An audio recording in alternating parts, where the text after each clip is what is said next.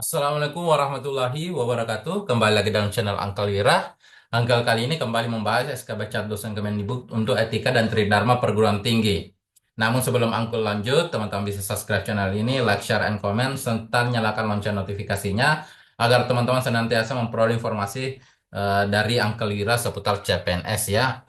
Nah, di dalam materi etika Tridharma, tentunya teman-teman harus belajar tentang etika dan baik itu etika secara umum, etika pengajaran, etika penelitian, etika pengabdian, dan etika perilaku yang sudah dijelaskan di Permen nomor 44 tahun 2024 lampiran keduanya, teman-teman bisa dilihat di situ ya. Nah, kemudian ada Tridharma yang tentunya terbagi menjadi tiga, ada pendidikan, pengabdian, dan pengejaran. Pendidikan, penelitian, dan pengabdian ya. Jadi teman-teman harus kuasai aspek ini. Nah, namun tidak cukup itu, tetapi ada juga beberapa hal yang sifatnya administratif. Teman-teman harus eh, pelajari itu karena itu berkaitan dengan bagaimana seseorang dosen, jenjang karir seorang dosen. Apa itu jenjang karir? Bagaimana membahas tentang jabatan fungsional dosen, syarat-syaratnya apa saja, kenaikannya seperti apa, dan berapa hukumnya. Itu teman-teman harus pelajari itu ya, karena salah satu yang bisa saja ditanyakan adalah misalnya seseorang menulis dalam jurnal A bersinta 3, dia penulis kedua berapa yang dia peroleh skor Sinta misalnya ya. Nah, kemudian misalnya dia ingin naik dari jabatan AA ke lektor, asisten ahli ke lektor, itu apa syarat khusus yang harus dia penuhi. Nah, teman-teman harus pelajari juga secara administrasi karir dosen ya, jenjang karir dosen. Nah, oleh karena itu teman-teman perlu eh, men- bisa mendownload ya PO PAK 2024 ya, 2024 ya, yang dikeluarkan oleh ke Kemendikbud. Nah, dengan mempelajari ini yang terbaru ya, teman-teman bisa melihat bagaimana sih seorang dosen itu bisa naik jabatan dan apa-apa yang harus dikumpulkan untuk bisa naik jabatan. Nah, langsung saja kita lihat soal nomor satu. Salah seorang dosen Universitas X bernama Dr. Arif Rahman SPD MPD akan mengusulkan kenaikan jabatan dari lektor menjadi lektor kepala. Oleh karena itu, beliau harus memenuhi syarat khusus kenaikan jabatan sebagaimana yang telah diatur oleh kementerian. Syarat khusus minimal yang harus dipenuhi Pak Arief untuk kenaikan jabatannya ke lektor kepala adalah, ingat yang ditanyakan syarat khusus minimal ya, syarat khusus minimal. Nah, ini dari lektor menuju ke lektor kepala. Oke, jadi dari lektor ke lektor kepala, dari L ke LK ya. Nah, apa coba kita lihat pilihannya? A. Satu karya ilmiah, Jurnal International Training Scopus dan WOS sebagai penulis pertama. B. Empat karya ilmiah jurnal nasional terakreditasi peringkat 3 atau Sinta 3 ya, peringkat itu sebagai penulis pertama dan koresponden. C. Satu karya ilmiah jurnal nasional terakreditasi peringkat satu atau 2 atau satu karya ilmiah lebih tinggi sebagai penulis pertama. D. Tiga karya ilmiah jurnal nasional peringkat 2 sebagai penulis pertama. E. Empat karya ilmiah prosidi internasional. Nah, di dalam usulan kenaikan jabatan teman-teman, eh, dari jabatan tertentu ke jabatan setingkat di atasnya, eh, teman-teman bisa mempelajari materi ini di POPAK 2024 ya. Nah, coba kita lihat. Satu karya ilmiah Jurnal Nasional Training Scopus dan WOS sebagai penulis pertama, dan artinya kedua-duanya ya. Nah, ingat sebagai penulis pertama. eh, Nah, ini syarat dari, jadi kalau kenaikan jabatan, Angkel jelaskan dulu, kalau kenaikan jabatan dari lektor ke lektor kepala itu bisa berbeda syarat syarat khususnya kalau pendidikan terakhirnya antara magister dan doktor ya, antara magister dan doktor itu berbeda ya, syarat khususnya. Nah, untuk yang A ini adalah syarat khusus untuk ketika seseorang masih pendidikan terakhirnya magister. Nah, sementara di dalam soal Pak Arif ini sudah doktor ya, sudah doktor. Nah, berarti ini salah ya. Empat Karimah, Jurnal Nasional terakreditasi peringkat ketiga sebagai penulis pertama dan koresponden. Ingat, untuk Sinta 3 atau peringkat ketiga itu digunakan dari AA ke lektor. Ini AA ke lektor ya.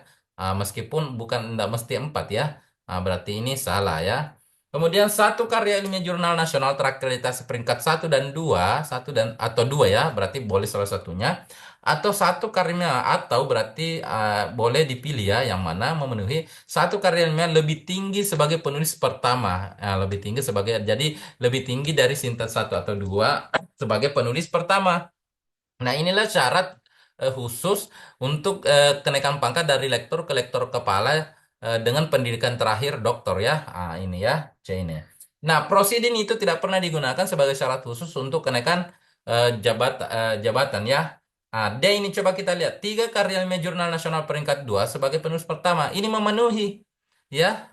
Ini memenuhi karena di sini disebutkan atau. Tetapi yang di soal menanyakan syarat khusus minimal ya. Berarti ini salah karena di sini tiga ya, disebutkan tiga ya. Sorry. Nah, di sini tiga. Coba teman-teman bisa lihat di sini. Ini salah ya, kan di sini dia sebutkan tiga. Ini salah.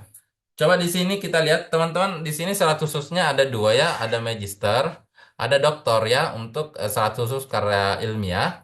Dari ini dari L ke LK ya. Yang di bawah ini dari LK ke guru besar.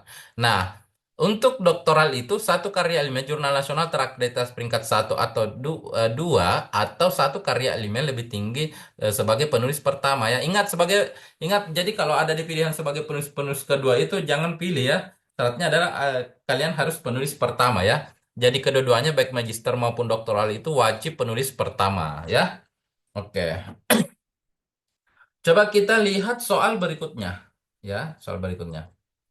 Di sini Pak Ridwan adalah seorang dosen aktif di Universitas A dalam satu semester yang memiliki program rutin yakni membina kegiatan mahasiswa di bidang akademik. Output dari pembinaan itu berupa produk saintifik yang dapat dimanfaatkan oleh masyarakat.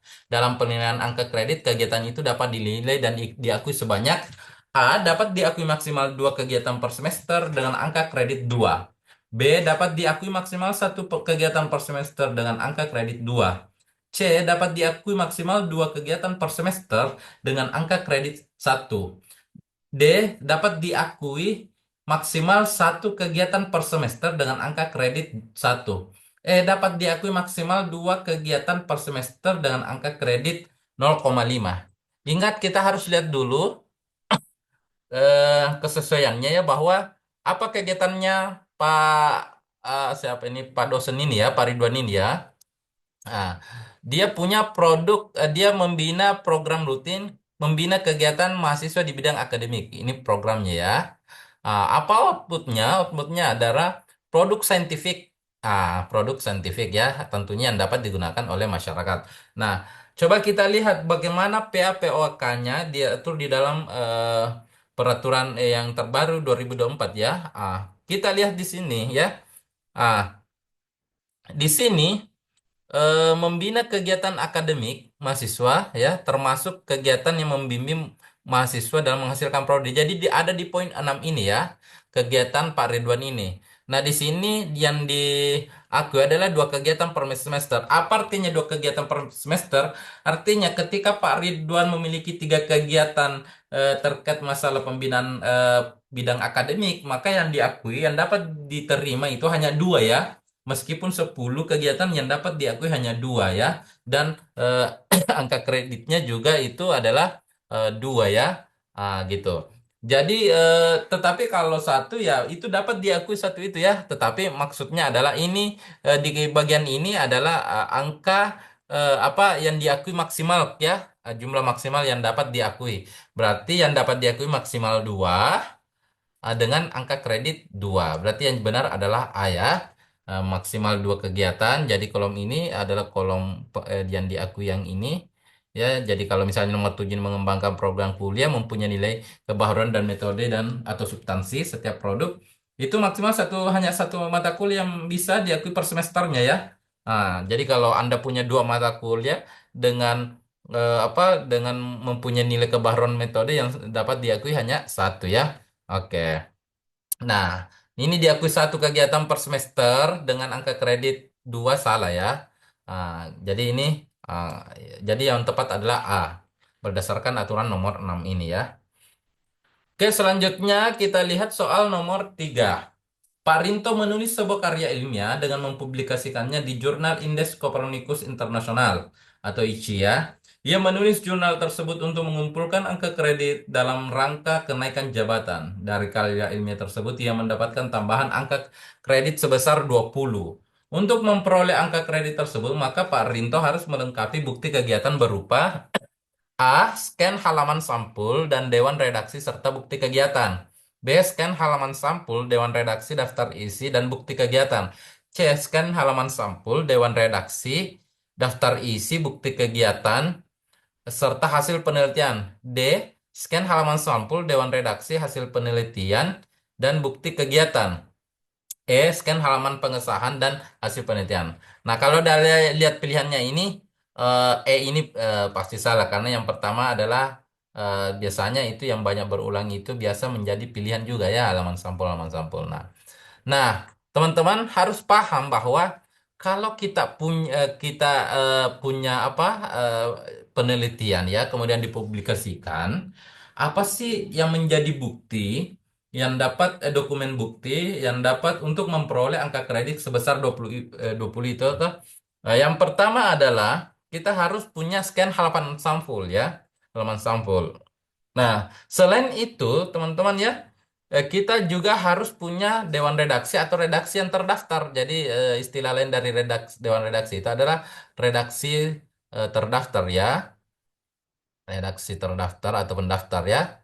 Ah, redaksi daftar. Oke. Kemudian kita harus punya daftar isinya. Daftar itu sebagai bukti bagaimana penelitian kita itu berjalan ya, karya ilmiah kita itu ditulis, bagaimana riset kita itu berjalan. Kemudian selanjutnya harus ada bukti kegiatannya. Nah, di sini tidak mesti ada hasil penelitian. Kalau sudah ada daftar ini tidak mesti ada hasil penelitian. Berarti C ini salah ya. Nah, teman-teman di sini harus lebih hati-hati karena kalau tidak hati-hati biasa kita terkecoh dengan yang paling lengkap. Misalnya C, scan halaman sampul, dewan redaksi, daftar isi, bukti kegiatan, serta hasil penelitian. Itu kedengarannya lebih lengkap, tetapi kelengkapan itu tidak berarti itu menjadi syarat. Gitu ya.